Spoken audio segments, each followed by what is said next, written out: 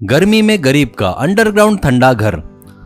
वसंतराव पांडे गांव के प्रेसिडेंट के यहाँ खाना बनाने वाला बावर्ची था। उसका घर गांव के थोड़ी दूर पर जमीन के नीचे था। वो उसे वंश परंपरागत तरीके से मिला हुआ घर था।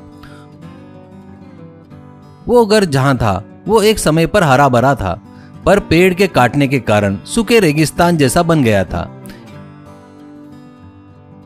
उसके रक्षा से लेकर सब कुछ वसंतराव के दादाजी देखते थे और उनका घर भी वही होने की वजह से वो घर वसंतराव पांडे को मिला। उस गांव में प्रेसिडेंट की लड़की की शादी थी। प्रेसिडेंट की लड़की के लिए बाहर से आए बंधुओं के लिए वो लोग बाहर गांव से आए करके उन गांव के होटलों को एसी रूम सभी बुक करते हैं। फिर भी जीवन करके प्रेसिडेंट का असिस्टेंट, सर अपन बुलाए बाहर गांव के अतिथियों की लिस्ट अपन बुक किए एसी रूम से ज्यादा है और भी कुछ लोग बचे हैं। प्रेसिडेंट, कैसे, अभी क्या करना चाहिए, ऐसा कहता है। जीवन, मुझे एक आइडिया आया है सर। अपन बावर्ची वसंतराव पांडे का अंडरग्राउंड घर है ना, वो बहुत बड़ा है। आप ठीक है बोले तो मैं उससे बात करता हूँ। प्रेसिडेंट, क्या बात करेगा तो उससे, ऐसा कहता है। जीवन, वहाँ 4 बेडरूम है, वो अतिथियों के लिए इस्तेमाल करेंगे। प्रेसिडेंट, फिर एसी नहीं है तो कैसा होगा यार, वो 4 दिन अतिथियों के लिए उसे घर में एसी खरीद कर लाओ क्या, ऐसा चिढ़ते हुए कहता है। जीवन, अरे नहीं नहीं सर, मैं ऐसे फालतू सलाह दूंगा क्या। उस रूम में बर्फ के बैग रखवाता हूँ, 4 दिनों तक वो घर ठंडा रहेगा, ऐसा कहता है। प्रेसिडेंट खुश होकर अच्छी सलाह दिया करके, तो ठीक है, बर्फ के बैग सब देख ले, फिर कहता है। शादी बड़ी धूमधाम से हो जाती है। अगले दिन वसंतराव जीवन को उनका घर इस्तेमाल किए करके 20,000 देता बोला वो मांगता है।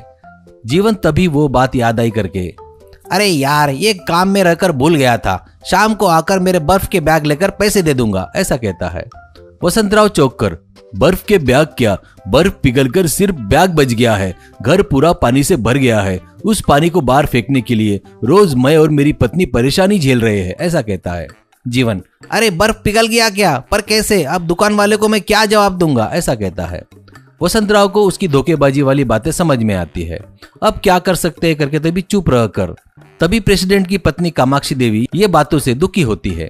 वो कुछ देर सोचकर, जीवन धोखेबाज है, तुम्हारे बाबूजी के पास भी गलत हिसाब किताब लिखकर झूठ बोलकर बहुत सारे पैसे दबा रहा है।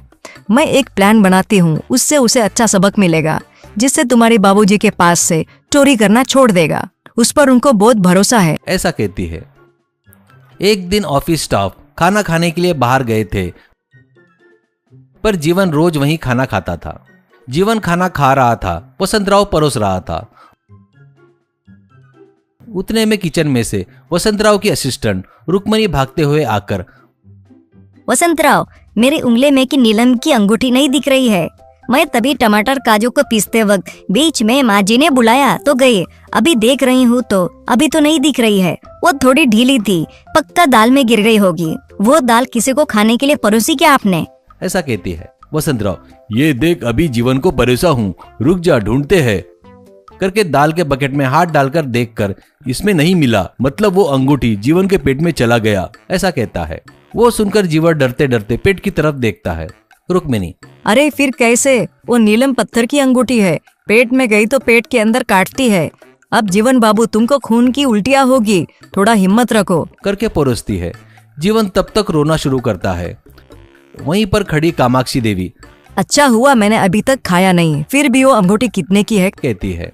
रुक्मिणी, परसों मेरे बर्थडे पर मेरे पति ने मुझे पहनाया, अभी मेरी अंगूठी में नहीं दिखे तो वो मुझे बहुत मारेगा माँ जी, कहकर रोने लगी। कामाक्षी, रो मत रे, कितने की है, 20,000 की है माँ जी। रुक्मिणी कहती है, बस 20,000, उतना ही। 20,000 बोले तो जीवन के लिए बड़ी बात है क्या। देख जीवन, रुक्मणी को 20,000 दिए तो वैसे वाली एक और अंगूठी बनाकर उसका पति गुस्सा नहीं करेगा, ऐसा दिखाएगी। तू निगल लिए सो अंगूठी, आज नहीं तो कल पेट से बाहर आ जाएगी, वो तू रख ले। ऐसा बोलकर फट से जीवन के जेब में से 20,000 निकालकर रुक्मणी को देती है। जीवन, माँ जी वो पेट से बाहर आएगा या नहीं मुझे तो नहीं पता, मुझे हॉस्पिटल लेके जाओ, करके हंगामा कर रहा था। उतने में रुक्मिणी, ये लो वसंतराव जी, जीवन ने तुम्हारे 20,000 दबाए ना, वो है, करके वसंतराव को देती है। ये सुनकर जीवन, क्या है, क्या क्या क्या कहा, करके इधर उधर देखता है। कामाक्षी देवी, तूने वसंतराव को मिलने वाले पैसे दिए नहीं ना, वो है, तेरे को अच्छे से मांगे तो तू नहीं देता करके मैंने ही ये प्लान बनाया है, करके ठाठ से बोलती है। जीवन को पूरा पिक्चर समझ में आ जाता है। वो तुरंत कामाक्षी देवी के पैर पर गिरकर, मुझे माफ कर दो माँ जी, मुझे अच्छा सबक मिल गया है। इसके बाद कोई भी धोखेबाजी नहीं करूंगा माँ जी। पहले मुझे हॉस्पिटल ले जाओ माँ जी, ऐसा कहता है। कामाक्षी देवी, पेट के अंदर धोखा, घृणता, उसके अलावा अंगूठी नहीं है। डर मत, फिर कभी ऐसी हरकत किया तो सर को बताकर नौकरी से निकलवा दूंगी।